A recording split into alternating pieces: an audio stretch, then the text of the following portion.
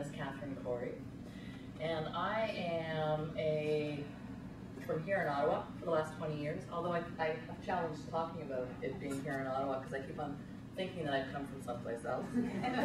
I am a recovering psychotherapist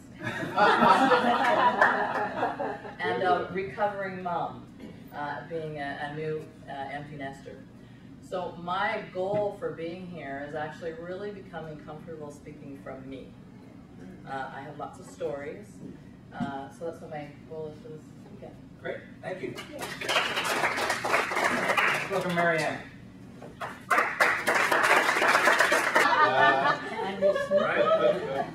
But really, it's just about conversing, and when you slow it down and articulate and put in the punctuation like that, it really makes a difference. That's beautifully done. Good for you. Let's welcome Catherine.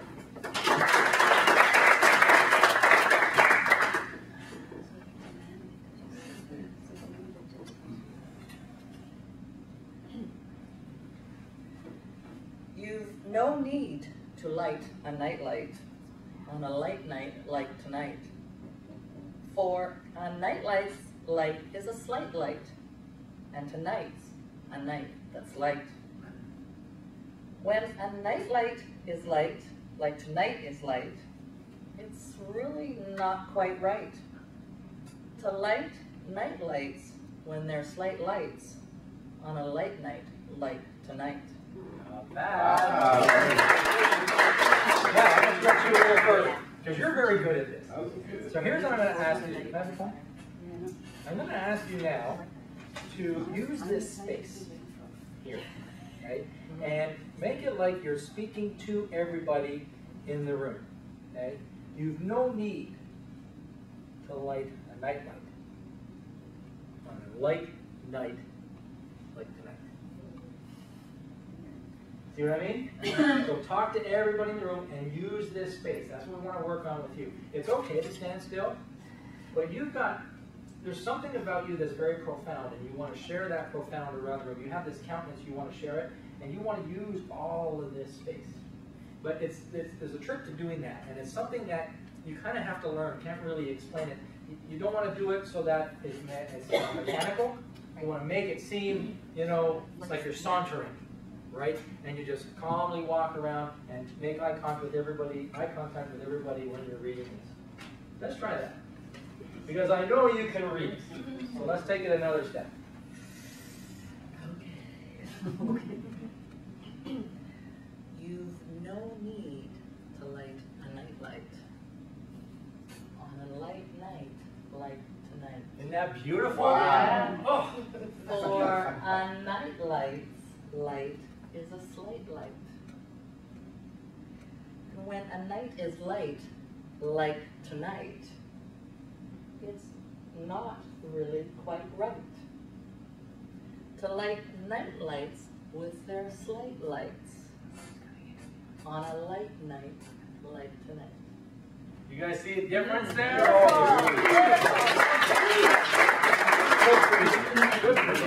You see, then that's the difference between reading the poem and connecting with your audience. When you wander around like that, now you're just part of us, right? And instead of taking the information and putting it on us, you're sharing it with us, and where you're welcoming us into your world. That was beautifully done. I didn't do it quite right. Questions then? If we noticed, she came right into the audience in the end, physically. Yeah, and you know what happens if you do that, and you do want to be careful doing that, because if it's a particularly large audience and you're on a stage, you step off the stage and go into the audience, now you've sort of shut out a lot of people from the back end.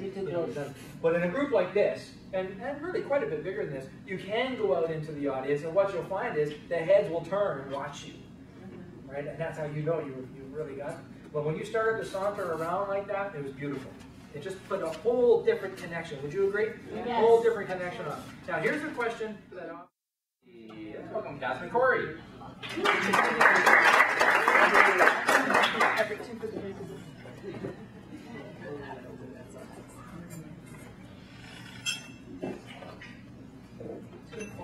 Okay.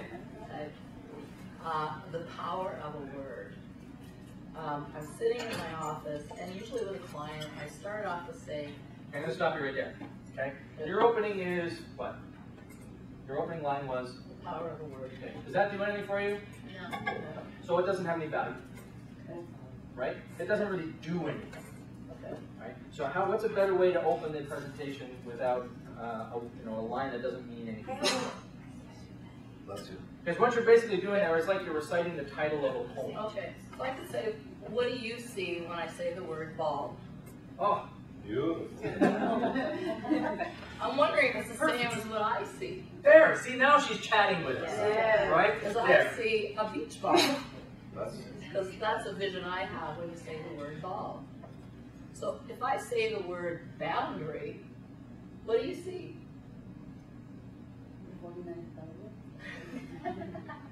So this is one of the challenges that I had when somebody said we need to teach these women at the Sexual Assault Support Center about boundaries.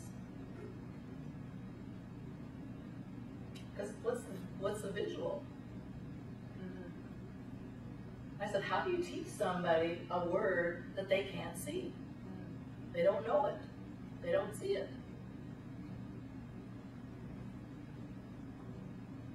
I pondered that because we had great discussions. Because I was one of those people, I said, I don't know how to teach it because I don't know it. I don't know that word. So start off and said, well, okay, what's a boundary? Well, it's like a fence. And I said, well, everybody got over my fence, so that doesn't work for me. Okay, well, what about if we talked about it like a house with a door, right? That's a boundary, the threshold. And I said, well, I never had the key. It was either shut or it was open, but I had no control over it. So that's really kind of not working for me either. I said, okay, well, it's like drawing a line in the sand. I said, well, in my particular case, I had to create some boundaries in my household, and I said, well, don't step across that line. I stepped across the line. I drew another one. Pretty soon, I was out of sand. I said, well, that's not working for me either, so how do I explain what is a boundary? So one day, I figured it out. If I could have you stand up. Because standing here by myself, I couldn't figure out what it was. Because boundaries are about something between people. So if you hold your hands up and I hold mine, the boundary is the space between her hands and mine. But, oh, okay, so somebody's crossing my boundaries, like I'm trying to get across yours. Then what I need to do is hold mine. And it's two sides. So it's not just me, but I had to learn how to hold mine even if somebody wasn't there. I went, oh. And when I show people that, they go, oh, that's boundary. And I think that's where you end your presentation. Yeah. That's how.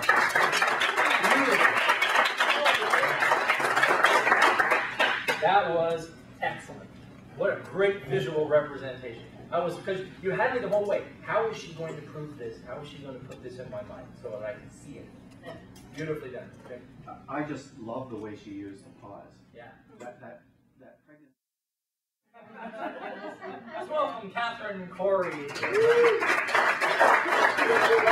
seen this before? Yes. Okay. Have you done this before? I don't think you have. In the group, yeah. Yeah. Oh, yeah, in the group. Okay. So you know it. Okay. Lead us through it. Here we go. Come one, come all. I don't think we can get more than that, don't you think? Yeah. Okay, here's what we want to do. Big arms. Come on. Okay. Yeah, big swing. Come one, Stop. Pause. come all. Come see. Oh, sorry. Come see the marvelous Martha jump from 150 feet into a bucket of water. Are you ready, Martha?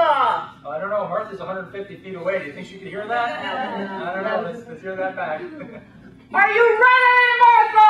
There you go. Yes. But get the children away. Get the children away. Got her in. 1, 2, 3. Woo! Splash. Splash. Give us arms. Na na na na na na na na.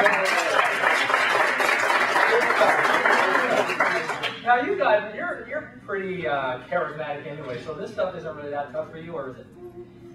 I have to say, this is not the hardest, because I have actually performed in front of large audiences. I was trained in psychodrama, so at the international conference I played a dog. So can I be really, So you can do this stuff. I can do that. Yeah, okay. Well, we'll find stuff that stretches you.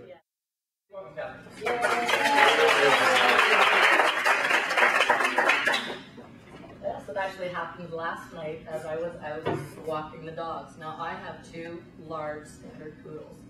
So they're a handful at the best of times. My daughter has a Jack Russell Terrier, and we have a 2-year-old. So the 2-year-old is in the stroller, Jack Russell was tied to my daughter, and I have 2 big boys in my hands. I'm going to do some coaching while you're up here, okay? Yes. Here's how you really capture the attention of the story. What you did there was fine, but when you're leading into the story, you've given us some information that we don't really need to know right away. Okay. So what you want to do, the challenge here, is to paint the picture of the situation in our mind right off the bat. Okay. So let me ask you a couple of questions, and then we'll draw that out. Okay. So when did it happen? And where were you? We were at a park pathway. Okay, and describe the setting to me. What's happening? What do you see in your mind? What do I see in my mind? Yeah. Okay, we have just left. No, that was before. What do you see in your mind? What do I see in my mind? I bent down, kissed my granddaughter's finger because she got a caught in part of the stroller. Okay, so you're bending down, kissing your granddaughter's finger. Yeah. Okay. So it's last night, and we're out by the park, and I'm bending down, and I've got my granddaughter's finger in my hand, and bending down to kiss my granddaughter's finger. Do you guys see that in your mind? Yeah. That's how you start the story. Because now what happens is you put us right in the scene with you. Okay. And now you can take us on whatever journey you want. Okay. All right, so start again and bring us right to the point. Okay. So I'm bending down to kiss my granddaughter's finger because she's got a caught in the stroller. And I have my 2 big dogs on the leash. And as I'm doing this, another dog approaches and my dogs take off. Oh. And my fingers with it. So I've sprained my fingers. Now, is that a great visual she just put in your brain? Yeah. Beautiful, loved it. Go ahead. However, that's not really the end of the story, because just prior to that, we had been visiting with a cow and a bull and a goat. And I had said, as we were leaving, say goodbye to the cow, say goodbye to the bull, and say goodbye to the goat. Well, she got the cow, and she got the bull, but she didn't quite get the goat. So after all of this happened, she turns and she goes, "Goodbye, goat." And I said to myself, you know what? In years gone by, the story would have been about how she hurt her finger and how I hurt my fingers, and not about the goodbye goat. And I realized that over the years, I've told a lot of stories about pain, but I hadn't remembered that there was a lot of fun and laughter as well. And it reminded me of that she isn't remembering this morning about the go-go on her finger. What she did to me this morning was turn around and said, "Goodbye, goat."